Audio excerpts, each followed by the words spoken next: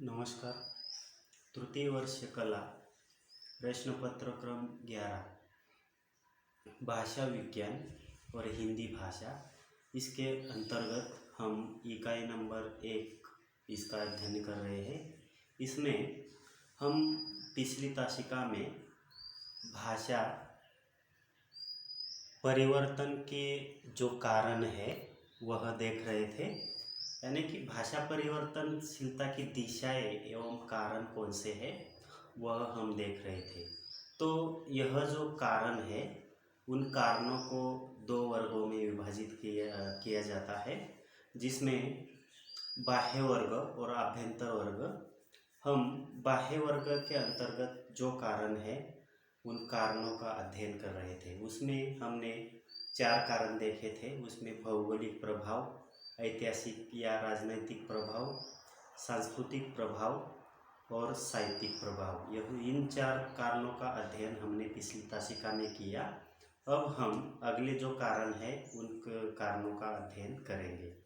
इसमें अगला जो भाषा परिवर्तनशीलता का कारण है वह है सामाजिक प्रभाव। समाज में समाज की शांति और अशांति, इसका प्रभाव जो है वह भाषा पर पड़ता है। आज का युग जो है वह वैज्ञानिक दृष्टिकोण का माना जाता है और इसीलिए वैज्ञानिक दृष्टिकोण का प्रभाव भाषा पर पड़ता है। आज का समय जो है वह समय की वह वैज्ञानिक दृष्टिकोण का होने के कारण समय की कमी के कारण संक्षिप्त शब्दावली आज के समाज में स्वाभाविक ही होती हुई दिखाई देती है।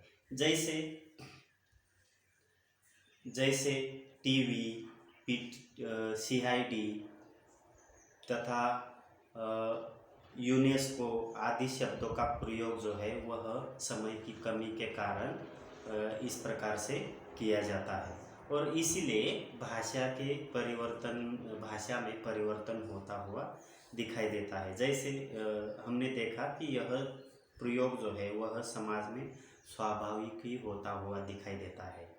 टीवी, CID तथा यूनेस्को, PTO आदि जो शब्द है इसी प्रकार के शब्द माने जाते हैं। कभी कभी शब्दों के कुछ अंशों का ही उच्चारण किया जाता है। जैसे रेलगाड़ी की जगह पर रेल, प्रिंसिपल टीचर की जगह पर प्रिंसिपल, नेकटाई की जगह टाई और पोस्टल स्टैम्प की जगह स्टैम्प आदि शब्दों का प्रयोग इसी प्रकार से किया जाता है। युद्ध काल में भी नवीन शब्दों का निर्माण होता है जिनसे तत्कालीन समाज की जो स्थिति है उस स्थिति का पता हमें चलता है। जैसे वायरलेस, बम्बाइमेंट, रेडार आदि शब्द भाषा में स्पष्ट रूप से हमें दिखाई देते हैं। वैज्ञानिक आविष्कार के कारण अनेक वस्तुओं के नामकरण की आवश्यकता से हजारों शब्द भाषा में आ गए और इसी कारण भाषा में परिवर्तनशीलता जो है वह हमें दिखाई देती है। इस प्रकार सामाजिक प्रभाव के कारण भी भाषा परिवर्तनशीलता के कारणों में इसका सामाजिक प्रभाव को भी देखा जाता है। इसके आगे वैयक्तिक प्रभाव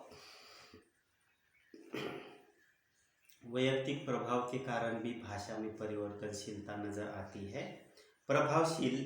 प्रभावशाली व्यक्तियों के व्यक्तित्व का भाषा पर भी प्रभाव पड़ता हुआ हमें दृष्टिगोचर होता है। उदाहरणार्थ महात्मा गांधी के कारण ही हिंदुस्तानी भाषा, खादी, स्वदेशी, हरिजन, अहिंसा, आश्रम आदि शब्द हिंदी भाषा के अंग बन गए हैं। सुमित्रानंदन पंत के कारण छायावादी युग में अनेक नवीन शब्द आ गए। इस प्रकार वैज्ञानिक प्रभाव के कारण भाषा में परिवर्तन आ जाता है। इसलिए यह भी कारण भाषा परिवर्तनशीलता के कारणों में देखा जाता है। इसके बाद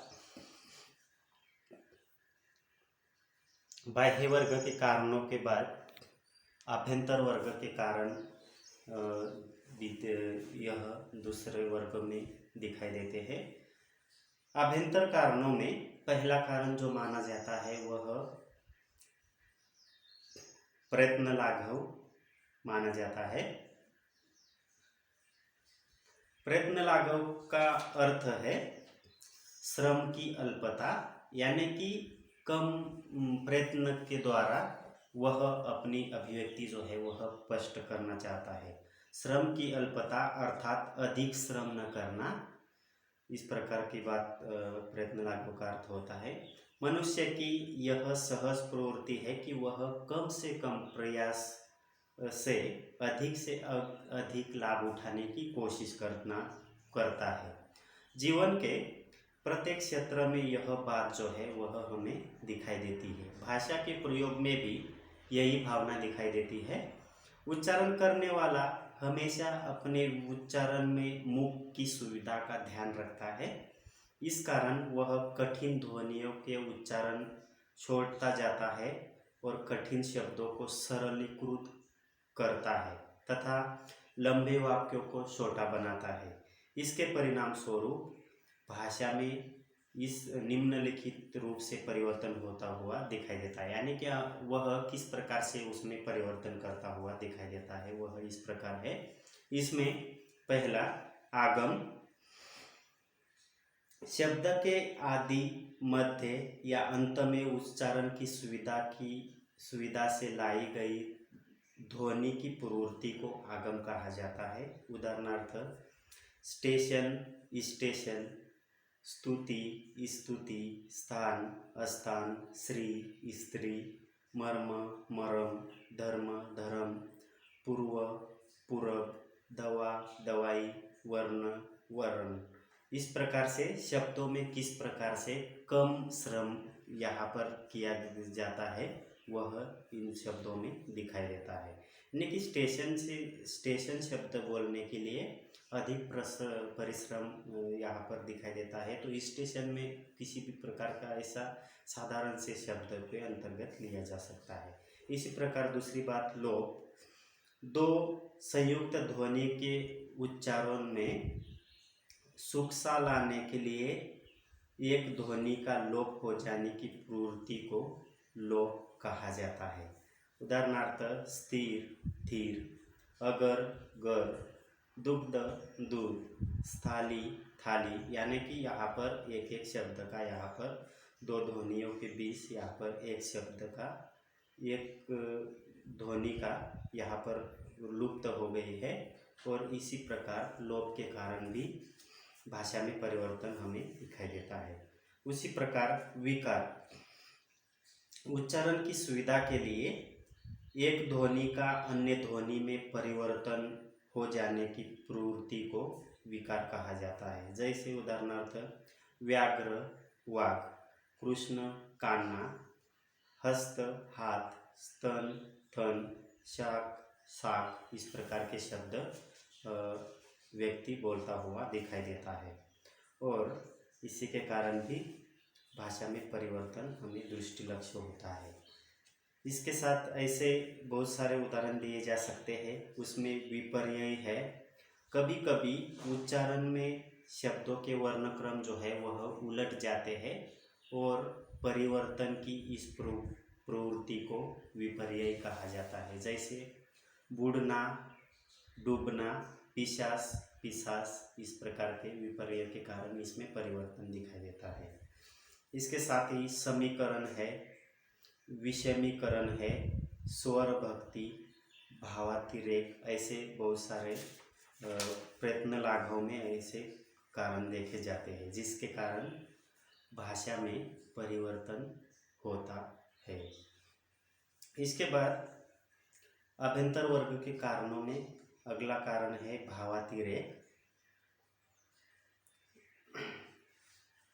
हम कभी कभी भावावेश ऐसे शब्दों का प्रयोग कर देते हैं जिनके अतिरेक से भाषा में परिवर्तन हमें दिखाई देता है। इसमें प्रेम, शोक, क्रोध, घृणा आदि भावों के अतिरेक से भी शब्दों का रूप जो है वह पूरी तरह से बदल जाता है। उदाहरणार्थ राजा, राजू, बहन, बहनिया, बच्चा, बच्चू, इस प्रकार के शब्दों में हम भावावेश के कारण इस प्रकार का उच्चारण हम भाषा में कर देते हैं। इसके साथ ही अगला जो कारण है वह है बल।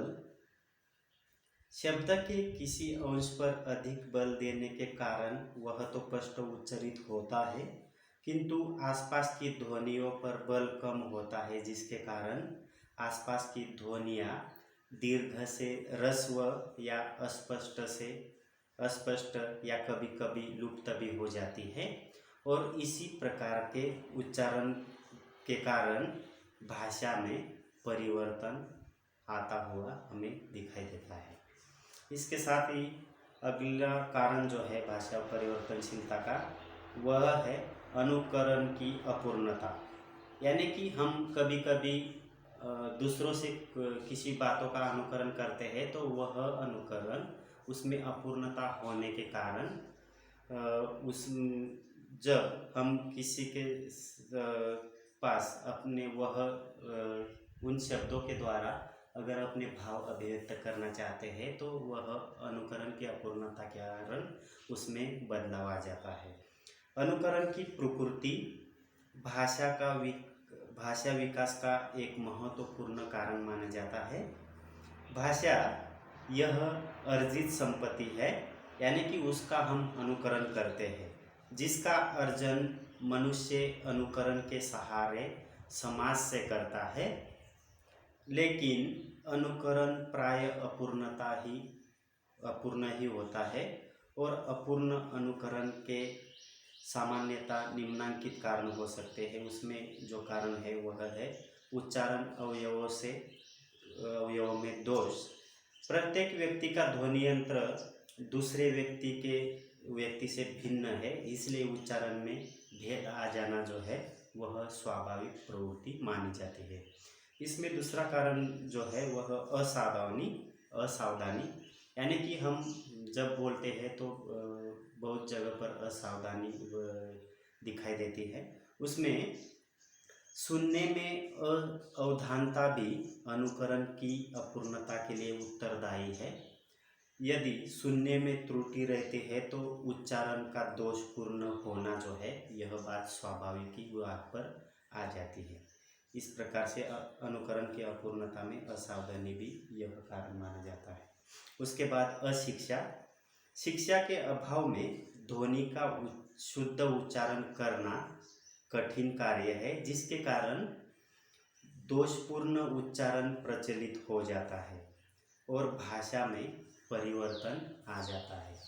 इसलिए अशिक्षा के कारण भी भाषा में परिवर्तन दिखाई देता है। उदाहरणार्थ कलेक्टर, छात्र, गुण, तृष्णा, देश आदि प्रकार के कई शब्दों का उच्चारण हम अशिक्षा के कारण करते हैं, और उसी के कारण भाषा में बदलाव आ जाता है। इसके बाद अभ्यंतर वर्ग के अंतर्गत जो कारण है उनमें सादृश्य का अर्थ है समानता, यानी कि उसी के समान। किसी एक शब्द की समानता के आधार पर दूसरा उसी प्रकार बनाना सादृश्य है।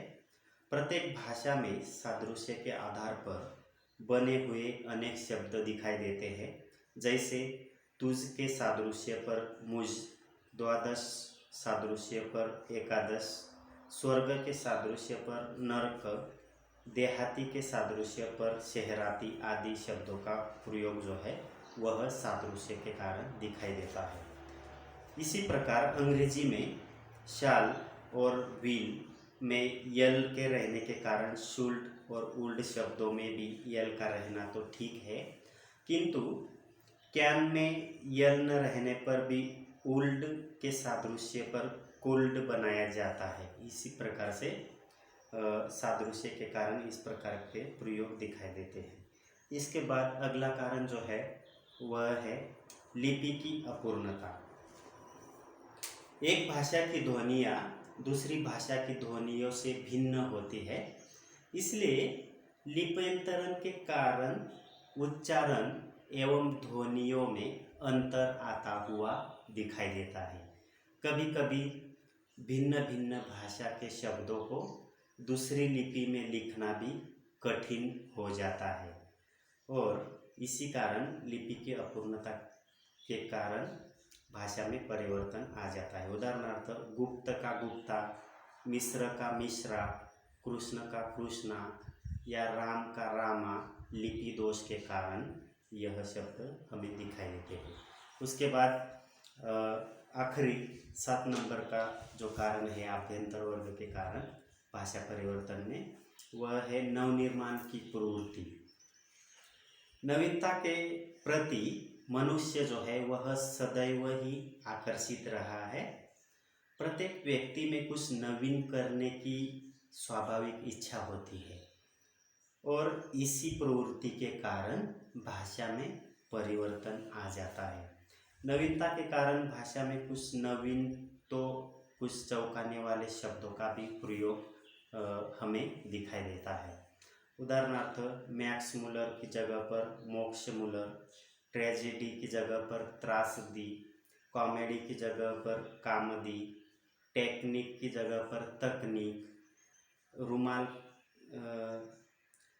मुख मार्जन वस्त्रखंड, एकेडमी की जगह पर अकादमी, ऐसे कई प्रकार के शब्द जो है वह नवीनता के कारण आ जाते हैं और इस नवीनता के प्रयोग के कारण ही भाषा में परिवर्तन हमें दिखाई देता है। इस प्रकार भाषा परिवर्तनशीलता के कारणों में इस प्रकार के कारणों को देखा जाता है जिनके कारण से भाषा में परिवर्तन नज़र आता है।